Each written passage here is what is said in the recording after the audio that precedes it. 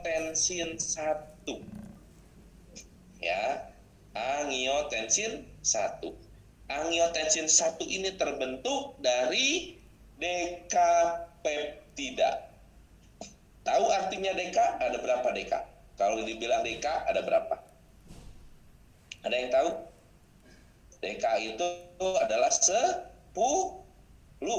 Ya. Peptida adalah protein. Jadi, kalau renin bekerja dengan angiotensinogen bersatu, dia membentuk 10 rangkaian protein yang disebut dengan angiotensin 1. Ya, angiotensin 1. Dekapeptida ini akan dirubah oleh yang namanya ACE atau AC. ACE ini adalah kependekan dari angiotensin converting enzyme atau enzim pengkonversi angiotensin. Apa yang dikonversi? Angiotensin 1 menjadi angiotensin 2. Apa perbedaannya? Dari 10 rangkaian protein, dekapeptida menjadi oktapeptida. Okta artinya 8.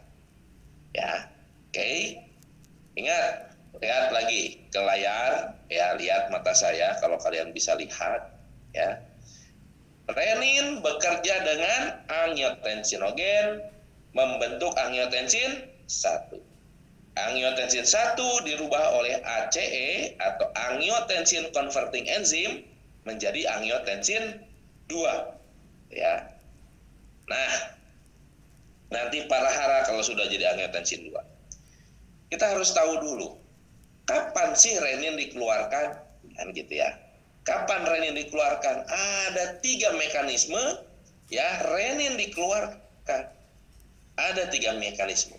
Yang pertama adalah jalur baror atau jalur reseptor beta adrenergik di sel juxtaglomerulus. Yang kedua adalah jalur baroreseptor intrarenal. Yang ketiga adalah jalur makula densa. Makula densa ini ya, ini adalah tetangganya sel juxtaglomerulus. Kita bahas satu-satu ya. Jalur reseptor beta adrenergik ya.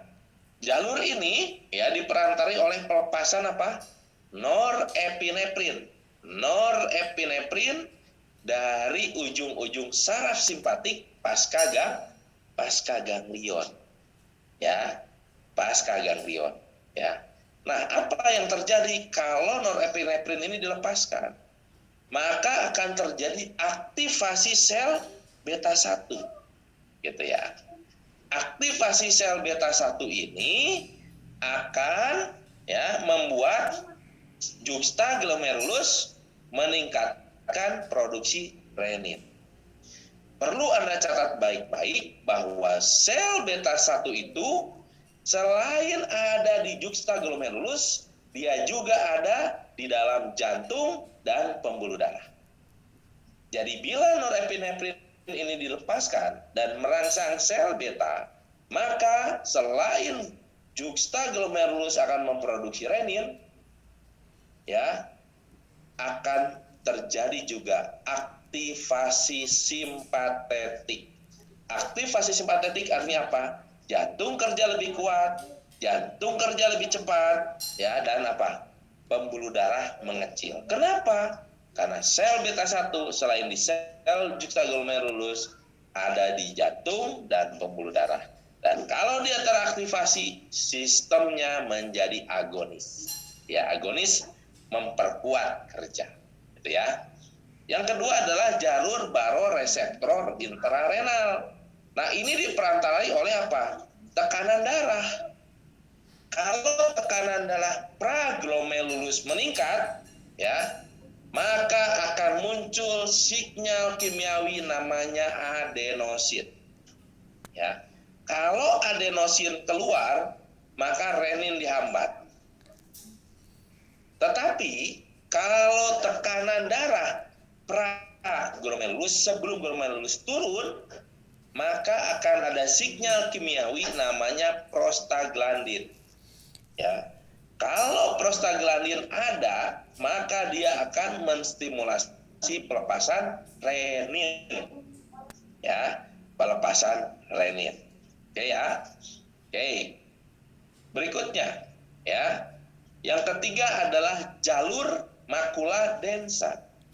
Makula densa ini ya membutuhkan natrium. Ya.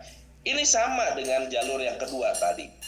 Cuman makula densa, kalau makula densa mendapat sedikit pasokan natrium, maka yang keluar adalah adenosin.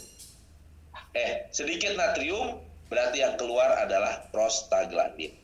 Tetapi kalau terjadi peningkatan natrium, maka yang keluar adalah adenosin.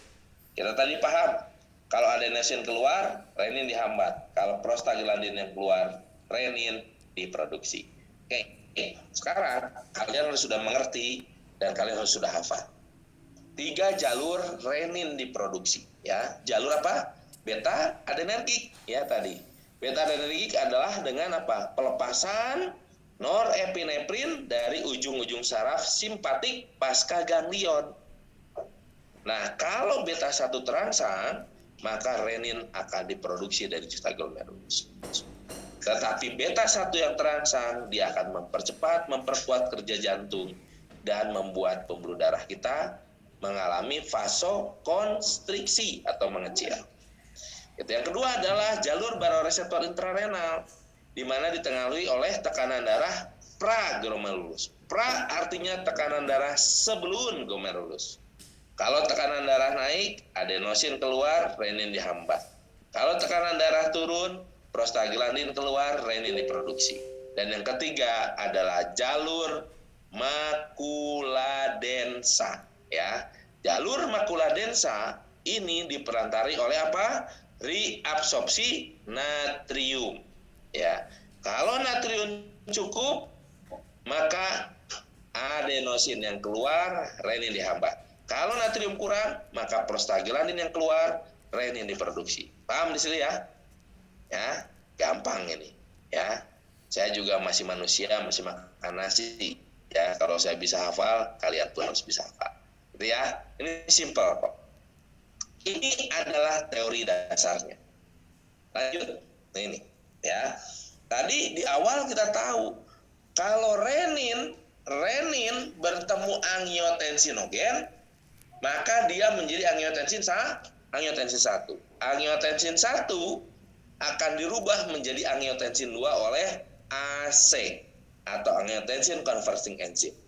Kalau AC sudah keluar, angiotensin 2 sudah keluar, maka akan terjadi aktivasi simpatetik, ya, aktivasi simpatetik. Yang kedua, adrenal korteks akan mengeluarkan aldosteron. Yang ketiga, ya, kalau pasiennya sadar, dia akan terangsang haus. Siapa yang nyuruh? Hipotalamus, ya. Kalau pasiennya tidak sadar, maka akan terkeluarlah juru selamat dari gland yang kecil, tetapi dia adalah super gland dari pituitary gland posterior, ya. Posterior pituitary gland akan merilis ADH. ADH adalah antidiuretik hormon.